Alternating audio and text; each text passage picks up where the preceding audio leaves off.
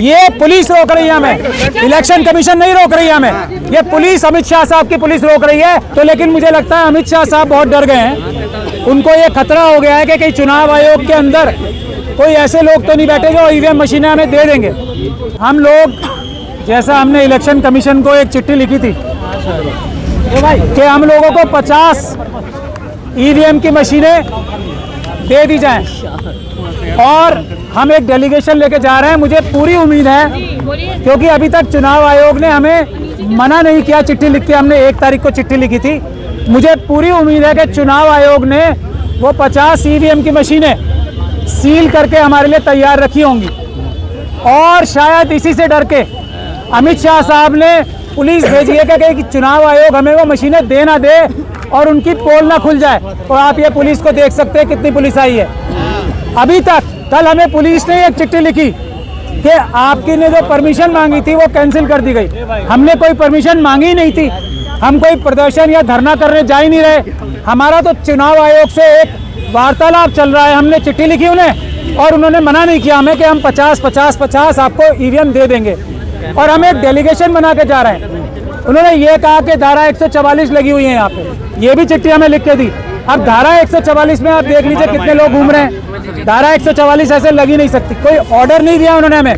यहाँ bus stand पे देख लें आप, 4-5 लोगों से ज़्यादा खड़े हैं। तो हम ऐसा करेंगे, हम 4-4 लोग 1-1 मीटर का गैप बना के जाएंगे, और चुनाव आयोग ने जो हमारे लिए 50 मशीनें तैयार रखी हैं वो हम उनसे लेके और जल्दी अलग अलग शहरों में उसको करके दिखाएंगे। क्योंकि अगर चुनाव आयोग को कोई आपत्ति होती या किसी भी नागरिक को कोई आपत्ति होती तो हमें बताता, क्योंकि हम तो प्रेस कॉन्फ्रेंस करके बता रहे हैं कि हम जा रहे हैं लेने। तो लेकिन मुझे लगता है अमित शाह साहब बहुत डर गए हैं, उनको ये खतरा हो गया है कि कहीं चुनाव आयोग के अंदर कोई ऐसे लोग तो नहीं बैठे जो ईवीएम मशीनें हमें दे देंगे।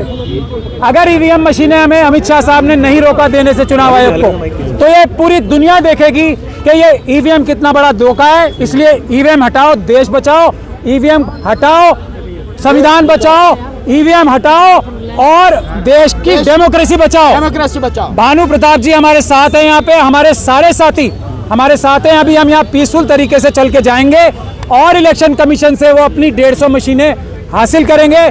अगर इलेक्शन कमीशन ये कहेगा कि इसके कुछ पैसे भी चाहिए उन्हें, तो हम वो पैसे भी तैयार रख के लाए हैं। आज देश की डेमोक्रेसी में देखिए, अमित शाह साहब डर गए, मुझे यही लग रहा है। ये पुलिस भेजने का क्या मतलब है? इलेक्शन कमीशन ने हमें नहीं बताया कि इनको मना किया है, इलेक्शन कमीशन ने नहीं बोला है कि यहाँ मत आने दीजिए, और हम कोई यहाँ पे जाके कोई डिमॉन्स्ट्रेशन कर ही नहीं रहे, हम कोई प्रोटेस्ट कर ही नहीं रहे। हमने कोई ऐसा प्रोटेस्ट करने की ठानी नहीं है। हमारा एक डेलीगेशन जा रहा है छोटा सा, और वो डेलीगेशन जरूर जाएगा।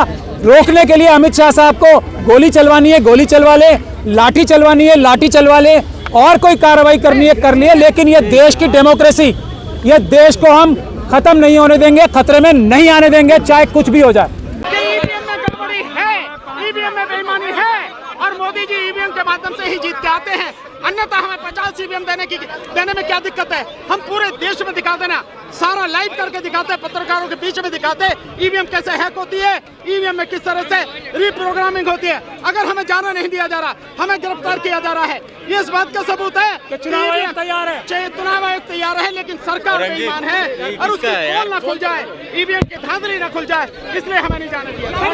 पुलिस के साथ किसी भी तरह की अभद्रता नहीं करनी है, किसी भी तरह की किसी सरकारी अधिकारी कर्मचारी से कोई अभद्रता नहीं करनी। वो हमारी सुरक्षा के लिए है, उनकी ड्यूटी है, वो अपनी ड्यूटी कर रहे हैं, हमें अपना काम करना है।